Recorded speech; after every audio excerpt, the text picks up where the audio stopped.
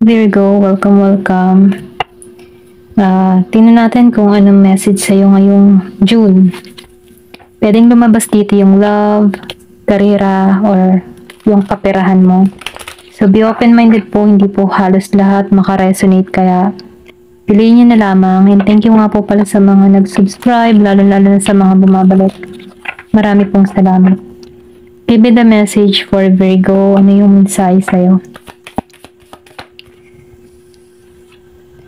Meron ka ditong Knave of Cups.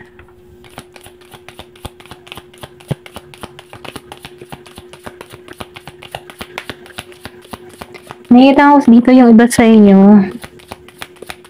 Meron ditong nag-iintay, okay? Kumbaga itong tao nito, andun pa rin yung lalim ng emotion. Kung meron ka man ditong tao, nakikita ko dito yung pag-iintay. Meron ka ditong person na Scorpio, Cancer, and Pisces. May pag-iintay pa rin tong tao na to. Nafe-feel ko dito yung emotion, okay? Meron itong mga nilihim sa'yo. Ito lang yung nafe-feel ko. And then yung iba naman sa inyo, nakikita ko dito yung pagiging mo stable, lalo-lalo na sa kaperahan. Yung iba, nafe-feel ko dito na meron dito kang parating na pera, or pwede rin sabihin na meron ditong oportunidad. Okay, magbubukas dito yung oportunidad. Nafe-feel ko din dito yung pagiging mong stable sa sitwasyon. Then, nakikita ko rin dito na yung iba sa inyo, may paggising. Okay, meron ditong ginising. May calling. Kung nasa isang sitwasyon ka man na nahihirapan ka, nafe-feel ko dito na meron ditong calling. Yung iba sa inyo meron parating na mensahe. Merong mensahe, or pwede rin may mag-chat sa'yo. Meron ditong Ten of Swords. So, meron ditong nasasaktan. Pwede rin sabihin ginigising ka dito, okay? Dito sa Ten of Swords. Yung iba sa inyo meron ditong nasasaktan. Hindi nakakatulog. Meron dinadala. Problema, bagabag. Pero nafe-feel ko dito na meron ditong paggising, or pwede rin sabihin ginigising ka dito. Calling to sa'yo. Okay? Natanggalan to. Kumbaga, tanggalan mo yung pag-iisip ng mga negatibo. Ito rin yung mensahe. Then, nafe-feel ko rin dito yung iba sa inyo. Sundin mo yung instinct mo. Okay? Sundin mo yung intuition mo. Sinasabihan ka dito, meron ditong unexpected na tawag, okay? Or pwede rin sabihin mensahe. Hindi mo to inaasahan tong tao na to. Ayan, ito lang nakikita ko. And then, nakikita ko rin dito, meron ditong tao na mapagmahal, okay? Meron to sa buhay. Pwede rin sabihin involved ka sa tao na yung bang tipo na masagana, maayos yung buhay niya. Iniisip ka nito, andun pa rin yung nararamdaman ng tao na to sa'yo. Ito lang nakikita ko. Kung meron ka man ditong tao na Virgo, Capricorn, Taurus, Scorpio, Cancer, and Pisces, okay? Iniisip ka ng tao nito. Meron dito magme-message. Hindi mo ito inaasahan. Ito lang yung mensahe. Nababagabag tong tao na to, or pwede rin sabihin ikaw nababagabag ka dito.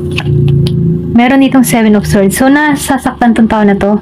Pwede rin sabihin kinat mo to, or kinat mo tong tao na to. Kaya nakikita ko dito yung pagkabagabag. Okay? May paggising. And then yung iba naman sa inyo may perang parating. Ito lang yung nafe-feel ko. Give me the message.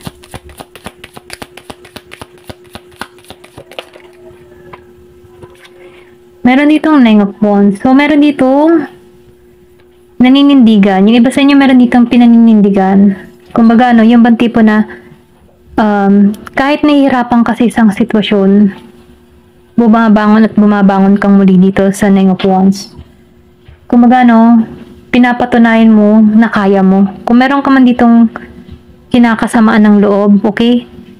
Meron ka ditong pinapatunayan, okay? Alam mo yung responsibilidad mo. Ito rin nafe-feel ko. Yung iba sa inyo, nafe-feel ko dito na meron kang gustong patunayan. Pwede rin sabihin, meron ditong binuli, okay? Meron pagbabagong nagaganap sa'yo. Kumbaga, kahit nahihirapan ka sa isang sitwasyon, bumabangon at bumabangon kang muli dito sa Nine of Wands. Give me the message. So, meron ako nakikita dito na yung iba sa inyo, mahal ka ng person mo dito. Ito lang nafe-feel ko. Andun yung love. Yung iba, hindi halos lahat. Meron ditong The Emperor. So, meron ka ditong person na matapang, malakas ang loob, okay? May dignidad, okay? May authority. Kung isa ka man single, ano, ito yung patungo sa'yo, or pwede rin sabihin energy mo to.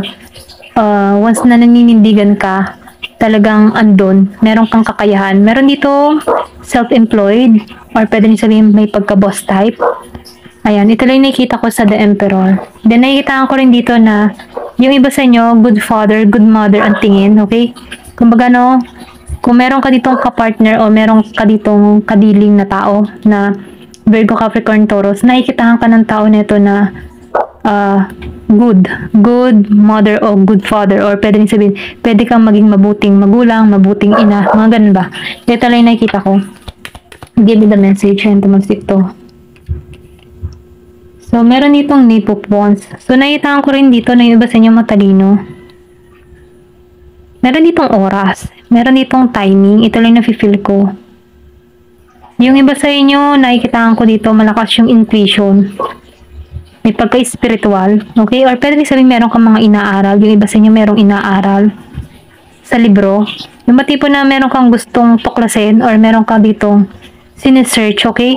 Pwede rin sabihin meron dito nag-aaral ng astrology, mga ganyan. Yung iba ha, hindi halos lahat. Dito sa Knave of Wands.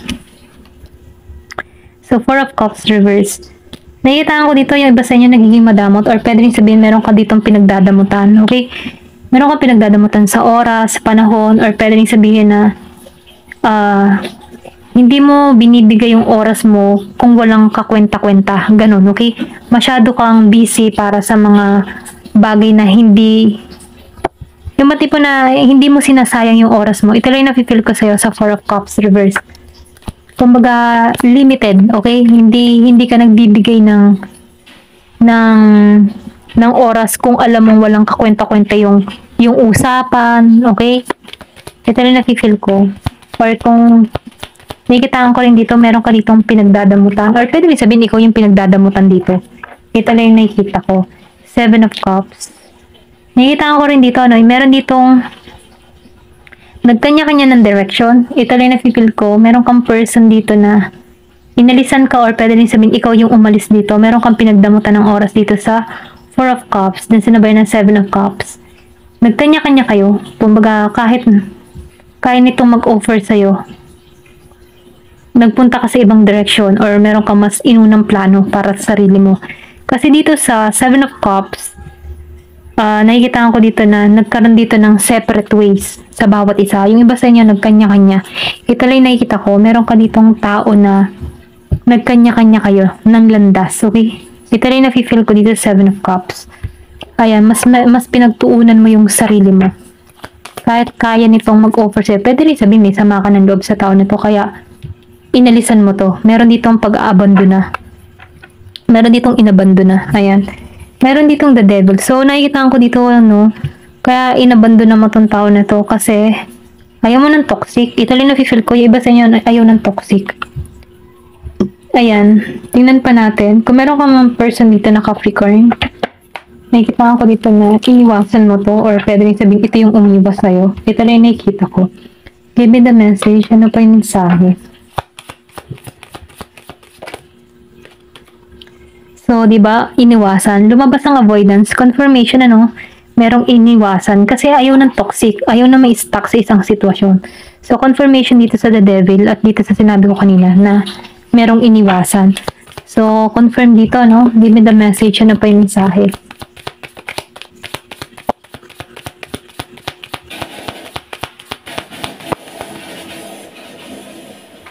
Meron ka ditong action. So, nakikita ko dito, yung iba sa inyo, wait lang ha. Pasensya na, meron na akong ginawa. Ayan. Ayan dito, So, nakikita ko dito, kasi meron ditong action. Nakikita ko dito, meron kang inalisan iniwasan. Kumilos ka dito, kasi humahanap ka ng panibagong path or panibagong beginning para sa sarili mo. Kumbaga, nakikita ko dito, meron kang lakas ng loob, okay? Kumbaga, pinapanatili mo dito yung katapangan mo para alisan tong toxic sa paligid mo, okay? Pwede rin sabihin umalis ka ng trabaho, okay? May inalisan ka, or pwede rin sabihin sa relasyon, sa katrabaho, or pwede rin sabihin sa pamilya. Ito lang nakikita ko, meron ka ditong inalisan, tinanggalan, okay? Kasi ayaw mo na ng toxic Meron kang iniwasan dito. Ito lang nafe-feel ko. Kumbaga, andun ka sa moment na humahanap ka ng new beginning para sa sarili mo. Ayan, ito lang nakikita ko sa'yo. Give me the message, ano pa yung naghihintay. So, meron ditong unexpected. Hindi mo to inaasahan. Pwede rin sabihin pagbabago. Okay? So, meron dito na shadow side. Yung iba sa inyo, nakikitaan ko dito na kumbaga, pwede rin sabihin na meron kang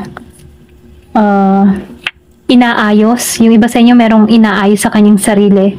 Kumbaga, pinag-aaralan niyang tanggalin yung mga bagay na hindi na makakabuti para sa kanya. Or pwede rin sabihin, meron tong sinasagawa, okay? Tinatanggalan niya na or meron na siyang binabago sa sarili niya na hindi na to makakabuti para sa akin. Ito lang nakikita ko. Kumbaga, andun yung emotion. Or pwede rin sabihin, meron ka ditong tao na may pag-uugali na hindi maganda na kung saan na inaayos niya na. Ito lang nakikita ko. Give me the message. Meron dito na luck. So, yung iba naman sa'yo, nakikita ko dito may pag-aalinlangan eh. Kumbaga, nawawalan to ng confident, okay? Pero ganun pa man, or pwede rin sabihin dito, kasi meron ditong shadow side. Andun siya sa moment na nag-hermit mode. Kumbaga, hinahanap niya dito yung kaliwanagan. Tinatanggalin niya yung mga masasamang habit dito. Kumbaga, nagninilay or nag-iisip ng tao na to. Pwede rin sabihin nag-aalinlangan siya dito. Kasi pero, ganun pa man meron ditong message. Ako nakikita dito sa luck. So, sinasabihan tong tao na to, be positive. Ito lang yung mensahe. Give me the message. Ano pa yung mensahe? Meron ditong epiphany. So, nakikitaan ko dito, malalampasan mo to. Okay? Kumbaga, andito ka sa moment na nalalaman mo na yung pagkakamali mo or pwede rin sabihin meron kang ganung tao, na kung saan nalalaman niya na yung mali, okay? Na pagninilay-nilay niya na dito. So, nakikitaan ko dito, malalampasan niya to. Kasi meron ditong epiphany. Mapagtatagumpayan niya to. So, nafe-feel ko dito, meron ditong tao na inaayos niya yung sarili niya. Dinidevelop niya yung sarili niya. Tinatanggalan niya. Or meron siya ng inire-release na mga bad habits sa katawan niya. Ito lang nakikita ko. Pero ganun pa man may tagumpay dito. Malalampasan nito. Okay? Kumbaga malalampasan niya tong pagsubok na to. Ayan. Kung meron tong mga bisyo-bisyo, so itong tao nito, unti-unti niya tinatanggal yung mga bisyo-bisyo niya. Na kung saan hindi makakabuti para sa kanya. Okay? So, maaalisan niya to. Ito lang yung mensahe. Give me the message. So, meron ditong attraction and temptation. Pero ganun pa man, nakikitaan ko dito. Meron kang inaayos dito, pero meron pa rin tukso, okay? So, meron ditong hot. Kung halimbawa, kung meron ditong tao na merong addiction, sabihin natin addiction sa sex, addiction sa alak, sa mga sugal, mga ganyan-ganyan, lahat ng addiction, okay? So, nakikitaan ko dito, meron tong inaaral, may binabago siya at malalampasan niya to. Pero ganun pa man kahit nalalampasan niya to, meron pa rin tukso, okay? Na kung saan ito yung tukso na gusto siyang ma-stuck pa rin sa ganun, sa ganun sitwasyon. Kasi natatanggalan niya na eh. Ito lang nakikita ko. Kumbaga, inaakit pa rin tong tao nito para hindi niya matanggalan. Or pwede rin sabihin ikaw, inaakit ka pa rin sa ganito para hindi mo matanggalan itong mga ganitong klase ng bisyo. Or kung ano man yung mga dark shadow mo. Okay? So, nakikita ko dito, meron ditong temptation. Ia-attempt ka pa rin. Okay? So, nakikita ko dito yung pagsubok sa'yo kung paano mo i-handle tong ganitong sitwasyon. Okay? Ayan. Give me the message. Ano pa yung mensahe? Or pwede din sabihin, meron kang person dito na may addiction. Okay? Ayan. Give me the message. Regret. So, meron dito nagsisisi. Meron pagsisisihan. So, sinasabihan ka dito, once na nalampasan mo to, okay, itong kanyang dark shadow dito, at naalisan mo to, malaya ka na sa ganitong sitwasyon, meron pa rin tukso, okay, kalaban, tukso, na kung saan gusto ka nitong tukso nito, ma-stuck, hindi ka makalaya, or pwede rin sabihin, hindi ka magbago, okay, paulit-ulit mo pa rin magawa yung ganung hobby. Pero ganun pa man, once na naulit mo yun, dyan papasok yung regret, okay? Yung konsensya. Na kung saan sarili mo na yung kalaban mo, okay? So ngayon once na nalampasan mo to, kailangan mong iwasan itong mga tukso na kung saan ito yung hihila sa'yo upang magsisi ka muli. Okay? Give me the message. Ano pa yung mensahe?